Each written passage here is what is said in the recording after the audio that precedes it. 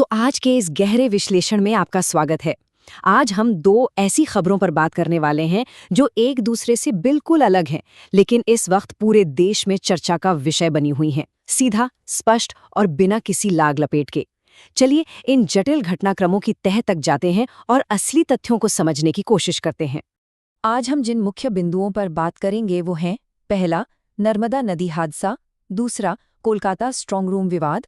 फिर हम देखेंगे इस हंगामे की पूरी टाइमलाइन, दावों और स्पष्टीकरणों में क्या अंतर है, और अंत में जानेंगे कि वहां की वर्तमान सुरक्षा स्थिति क्या है।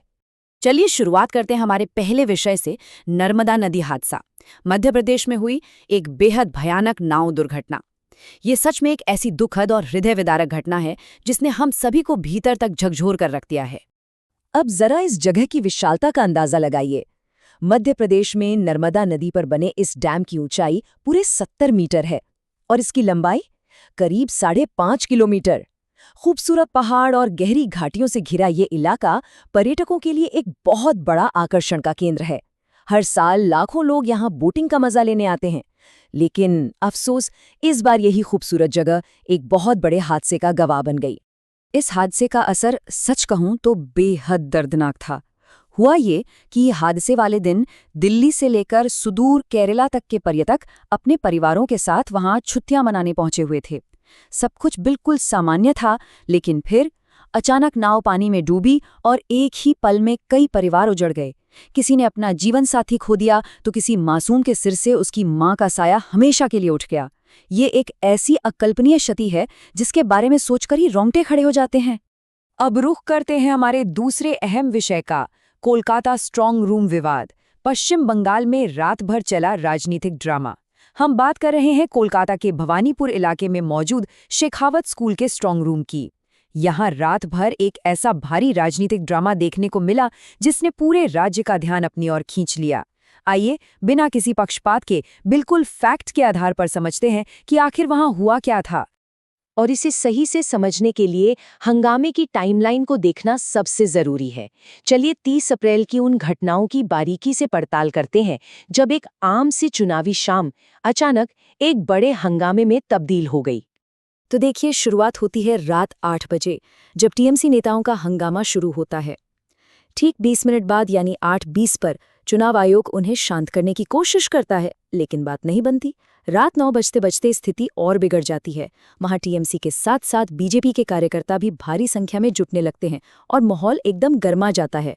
फिर 9:30 बजे हालात बेकाबू होते देख पुलिस को मजबूरन लाठीचार्ज करना पड़ता है।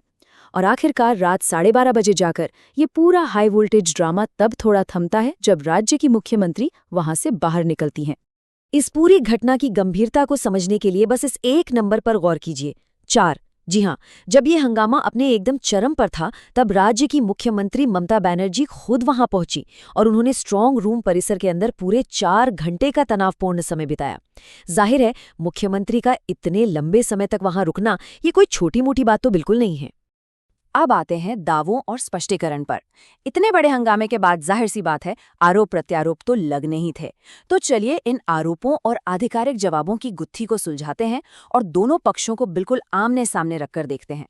एक तरफ हैं टीएमसी के गंभीर आरोप। उनका कहना है कि कुछ अनाधिकृत लोग अंदर घुस रहे थे, सीसीटीवी में कुछ गड़बड़ दिखी और पोस्टल बैलेट में हेरफेर की कोशिश की जा रही थी। अब इसके जवाब में चुनाव आयोग का क्या कहना है? उनका स्पष्टीकरण बिल्कुल सीधा है। आयोग के मुताबिक स्ट्रांग रूम के अंदर सिर्फ पोस्टल बैलेट छांटने का रूटीन काम चल रहा था और ईवीएम के साथ कोई छेड़छाड़ नहीं हुई। और सबसे अहम बात, उन्होंने बताया कि इस पूरी प्रक्रिया की जानकारी सभी उम्मीदवारों और उनके एजेंटों को आधिकारिक ईमेल के जरिए पहले ही दे दी गई थी। अगर हम टीएमसी के दावे पर और गौर करें तो उनका सीधा आरोप है, और मैं यहाँ उनके ही शब्दों को बता रही हूँ, कोई ऐसा व्यक्ति जिसे अंदर जाने का अधिकार नहीं है और सेंट्रल फोर्सेज मुझे तो अंदर जाने ही नहीं दे रही थीं। पार्टी को ये गहरा शक है कि ये सब वोटों की गिनती को प्रभावित करने या ईवीएम के साथ छेड़खानी की किसी बड़ी कोशिश का हिस्सा हो सकता है। लेकिन पूरी तस्वीर समझने के लिए दूसरा पहलू भी देखना जरूरी है। केंद्रीय मंत्री बीएल वर्मा का बयान इस पूरे मामले को एक बिल्कुल अलग नजरिया देता है। उनका कहना है कि एग्जिट पोल देखने के बाद हताशा और निराशा बढ़ गई है। 4 मई को उनका जाना तय है। यानी बीजेपी का स्पष्ट रूप से ये मानना है कि ये हंगामा और कुछ नहीं, महज हार की बौखलाहट और चुनाव आयोग पर दबाव बनाने की एक सोची समझी रणनीति है। तो अब सवाल ये उठता है कि वर्तमान सुरक्षा स्थिति क्या है? आज जमीनी हालात कैसे हैं? रात भर चली इस राजनीतिक उठापटक के बाद चले देखते हैं कि अभी प्रशासन ने वहां की स्थिति को कैसे संभाला हुआ है। प्रशासन ने अब किसी भी तरह के रिस्क को टालने के लिए बहुत सख्त कदम उठाए हैं। अभी इस वक्त वहां चप्पे चप्पे पर भारी संख्या में केंद्रीय सुरक्षा बल और कोलकाता पुलिस तैनात कर दी गई है। इसके अलावा स्ट्रांग रूम से 200 मीटर की दूरी पर मीडिया के लिए सख्त बैरिकेडिंग है। और हाँ, विभिन्न राजनीतिक दलों के चीफ इलेक्शन एजेंट भी लगातार वहां मौजूद हैं, जो हर एक गतिविधि पर अपनी पैनी नजर बनाए हुए हैं। अब इन सब के बाद एक बहुत ही अहम और विचारणीय सवाल हमारे सामने आता है। 4 मई को होने वाली फाइनल काउंटिंग के लिए इस भारी विवाद का आखिर क्या मतलब है? क्या ये महज एक रात का हंगामा था, या फिर आने वाले दिनों की राजनीतिक आंधी से पहले की कोई चेतावनी? इसी विचार के साथ हम आज की इस चर्चा को यहीं समाप्त करते हैं। इन जटिल मुद्दों को हमारे साथ गहराई से समझने के लिए आपका बहुत बहुत धन्यवाद।